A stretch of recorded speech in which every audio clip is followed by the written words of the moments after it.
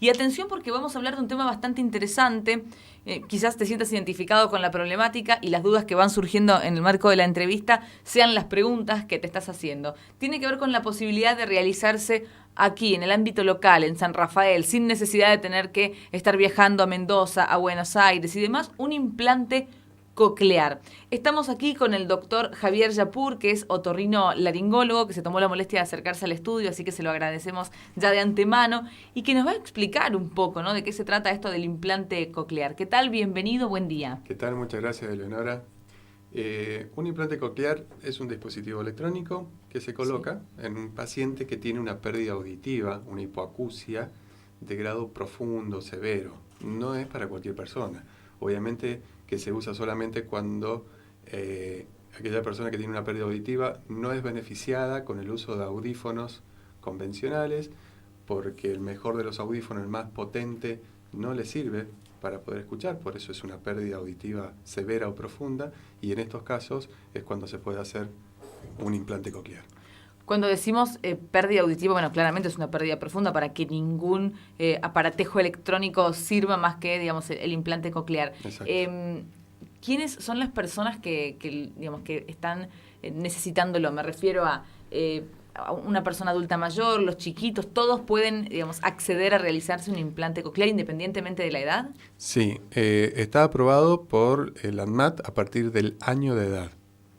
No hay límite superior de edad para poder colocarse un implante coclear.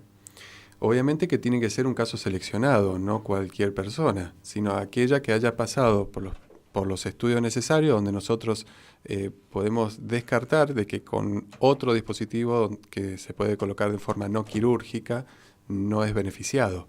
A los niños es importantísimo hacer la detección precoz. De hecho, hay una ley que habilita a que se haga a cada recién nacido antes de los 3 meses de edad los estudios para poder descartar que haya problemas auditivos. ¿Qué estudios se realizan? Se denomina otoemisión acústica. Se puede hacer desde el primer día de vida. Es un estudio muy simple, no duele, tarda segundos en realizarse, y nosotros ya de entrada a los pocos días ya sabemos si el chico puede tener algún problema auditivo o no. ¿Y se espera allí hasta el año? Bueno, una vez que este estudio vamos a suponer que sale mal, bueno, no es para alarmarse, pero sí para hacer los controles sucesivos. Se hacen otros estudios, por ejemplo, potenciales evocados. Se estimula la vía auditiva, ya sea con una fonoaudióloga que le empieza a aportar sonidos para que ese sistema auditivo podamos ver si se despierta, por llamarlo de una forma. Sí. Otras veces se colocan audífonos para ver si logramos despertar el sistema auditivo, que muchas veces es falta de maduración. Okay. El tema es que podemos esperar hasta un año, quizás un poco más, para poder hacer el diagnóstico.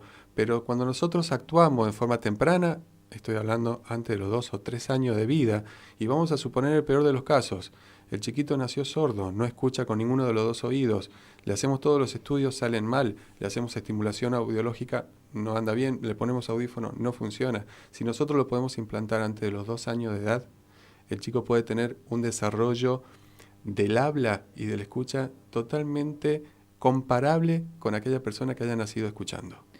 Y digamos, la alternativa es la última, digamos. Primero probamos con los audífonos, digamos, Sí. pasamos por todo ese camino que recién describías, y finalmente, si nada resulta, vamos al implante Por coclear. supuesto, exacto. Independientemente de que puede que un chiquito de manera congénita, digamos, nazca con esta cuestión, imagino yo que también están aquellos que pierden la audición. Sí. La pérdida de la audición se produce, digamos, ¿por qué cuestión podemos ir perdiendo la audición? Más allá de que uno sabe que cuando uno es un adulto mayor hay como un desgaste propio de la edad y demás, ¿cuál es el motivo por el que uno puede ir perdiendo la audición? Hay muchas causas que pueden hacer que nosotros perdamos audición. La edad es una, pero obviamente vamos perdiendo muy lentamente la audición con la edad. El tema es que la exposición prolongada a ruidos intensos también hace que perdamos audición, y no nos damos cuenta en el momento.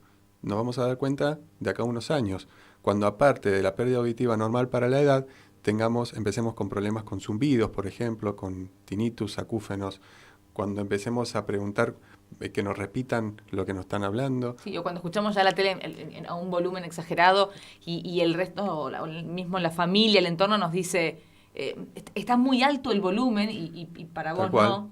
Bueno. O entendió una cosa por otra. Claro, que como empieza... un indicio, ¿no? Exacto, entonces hay causas genéticas también que hace que nosotros, por algún motivo genético, hereditario o no, podamos ir perdiendo audición más rápidamente.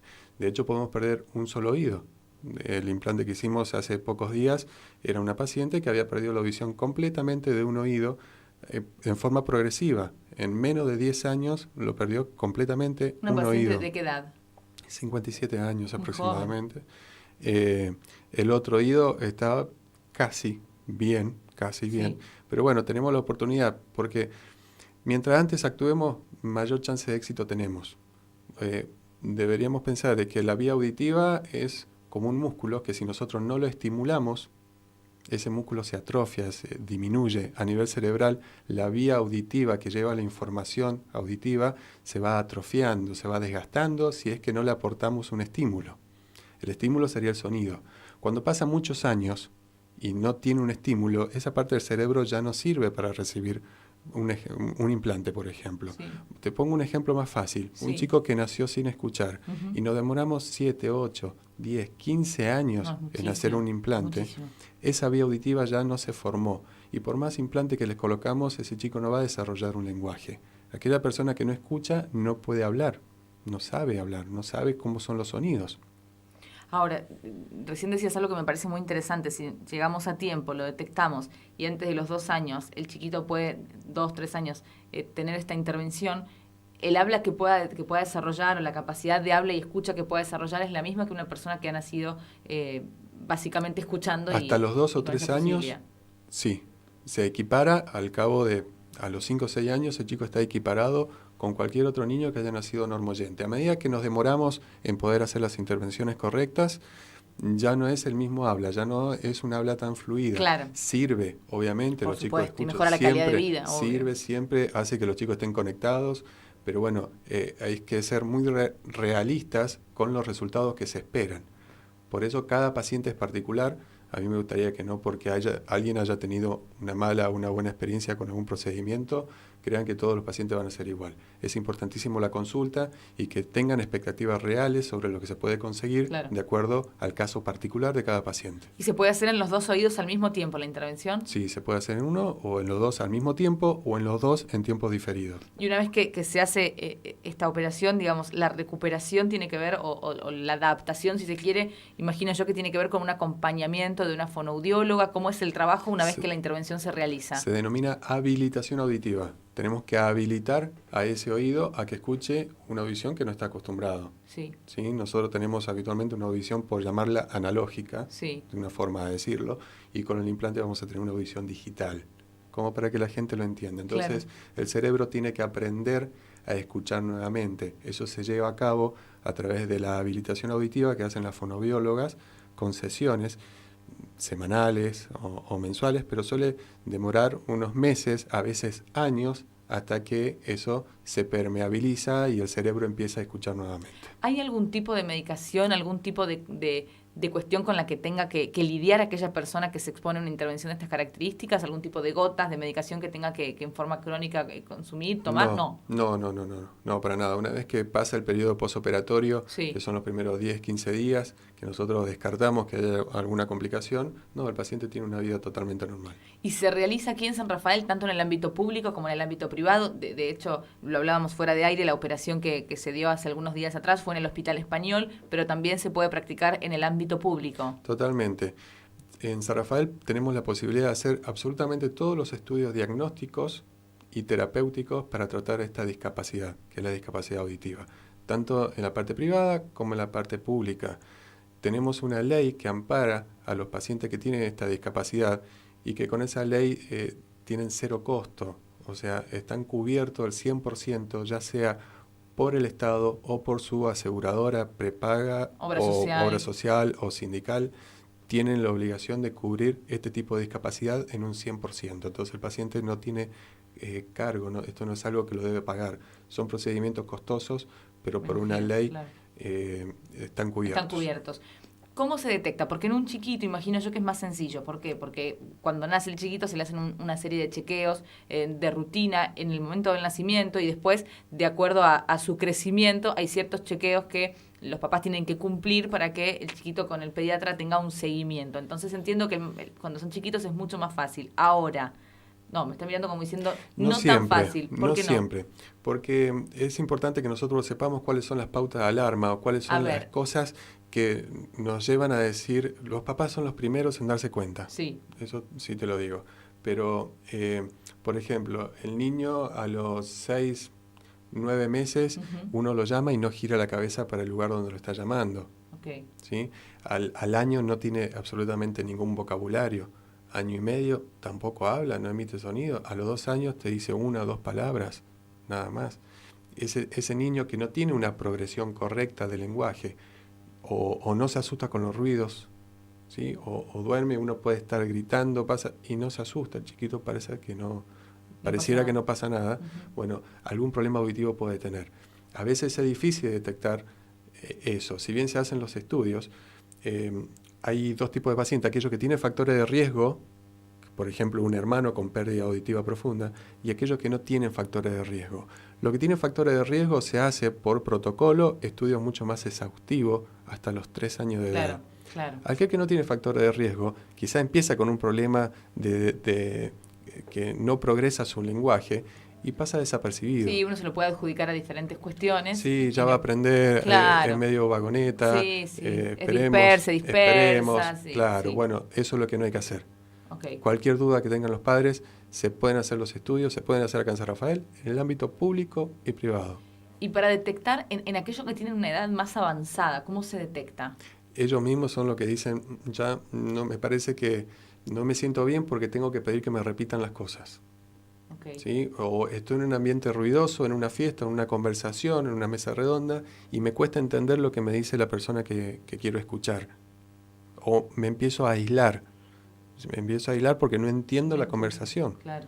Bueno, esos son datos de que hay una pérdida auditiva, que mientras antes podamos actuar para mejorarla, no vamos a llegar al extremo. El extremo sería colocar un implante coclear. Pero antes tenemos opciones. Los audífonos hoy son una muy buena opción que hace que, como te comentaba previamente, la vía auditiva permanezca permeable. Los audífonos ya son mini computadoras. Sí, ya ¿no no se son sienten los mismos expuestos de antes. los pacientes que los usan? ¿Hay en principio algún tipo de resistencia y después cuando usan el audífono y se dan cuenta lo amigable de la situación, acceden? ¿O no hay una negativa del paciente en principio? No, hay una negativa yo creo que en la sociedad. En la sociedad, cuando ve a alguien que tiene un audífono, dice, mira, es un sordo. Sí. Aquel que tiene una discapacidad visual, nadie le dice, mira, es un ciego o no vidente. De todas formas, esto es algo que hay que ir cambiando. Vamos a ver que actualmente los nuevos dispositivos para los teléfonos celulares de alta gama ya están empezando a venir los auriculares inalámbricos. Y la gente va a andar con auriculares inalámbricos que tienen el mismo o quizá un tamaño mayor que un audífono. Y eso es cool. Pero llevar a un audífono no tanto. Claro. En realidad vivimos en una sociedad un tanto prejuiciosa. Totalmente. Y deberíamos sacarnos los prejuicios y los estereotipos de lado y básicamente dedicarnos a incluir más que a excluir en esta sociedad. Por último, para aquellos que no quieran desarrollar una patología de estas características o una pérdida de la audición, más allá del propio desgaste que pueda haber producto de la edad, ¿cuáles son esos cuidados que podemos tener en la vida cotidiana? Imagino yo que tiene que ver con esto que recién decías, no estar expuesto permanentemente a lugares de mucho ruido, y si estamos, imagino que tiene que ver con tener ciertos cuidados, el uso de los auriculares. ¿Cómo hacemos para prevenir el desarrollo de una patología de estas características? Si por una cuestión laboral nosotros tenemos que estar expuestos a ruidos intensos, la doble protección auditiva es fundamental, tanto los auriculares de inserción como los auriculares grandes tipo copa, eso es lo ideal. También protegerse con los zapatos con suela de goma gruesa, altos, porque también hay que saber que el sonido se propaga por vibración desde el piso. Mira, yo cuando dijiste los zapatos dije, ¿y esto qué vinculación tiene con respecto al oído? Totalmente. Mirá los vos. Trabajadores que trabajan con los martillos neumáticos, que muchas veces veo, un poco más están en ojota. Claro, sin protección auditiva. De ningún tipo, ni vibracional, ni por ondas sonoras. Y eso no se van a dar cuenta en el momento. En el largo plazo. A largo plazo sí. ¿Sabes? Cuando uno se expone a un ruido intenso y sale de ese lugar aturdido, que queda con un zumbido, ya hubo daño en el oído. Ok, bueno, a Sí. prevenir entonces para no desarrollar esta patología, sí. Los auriculares de los chicos que usan la Sí. música MP3, Sí, etcétera, sí. constantemente a sonidos altos. Es pésimo. Vamos a hacer una generación de futuros sordos. Claro, digamos, entiendo que, por ejemplo, para evitar que los chicos usen el volumen tan alto, básicamente, si yo estoy escuchando lo que está escuchando el que está al lado mío, Totalmente. ahí es A un un indicio de que hay que metro, bajarlo. A 1 metro de aquel Sí. que está escuchando un auricular, esa Sí. persona no tiene que estar escuchando lo que te escucha el que tiene el auricular. Si yo le hablo a una persona que tiene auricular y no me escucha, ¿también tengo que bajarle el volumen? ¿Es un indicio de que hay que bajarle el volumen? ¿O no tanto como si yo escucho el volumen desde afuera? Sí, bueno, ahí depende de los auriculares Auriculares que que estén cada usando. Hay uno algunos use. que vienen con supresión de sonido externo Sí, que son claro. muy buenos y que no tiene que ver en Sí, ese sentido. los que trabajamos con comunicación, editamos y demás, usamos ese tipo de auriculares. Bueno, en verdad la idea es generar conciencia acerca del cuidado que tenemos que hacer de nuestra audición en el día a día y además llevar información a la comunidad para que sepan que el implante coclear se realiza aquí en San Rafael en el ámbito público y privado, que se pueden acercar, que no hay que quedarse con dudas ni dejar que se desarrolle aún más esta pérdida de audición, que antes se haga la consulta, bueno, ante un diagnóstico precoz es más fácil hacer un abordaje de la problemática. Totalmente. Doctor, muchísimas gracias por haberse acercado. Javier Yapur, otorrinolaringólogo, un placer esta charla y desde ya estamos en contacto. Muchas gracias, quedo para su disposición por cualquier cosa que necesite. Un placer, muchísimas gracias. Esto sigue siendo Tu Mañana por el aire de FM Voz 91.5.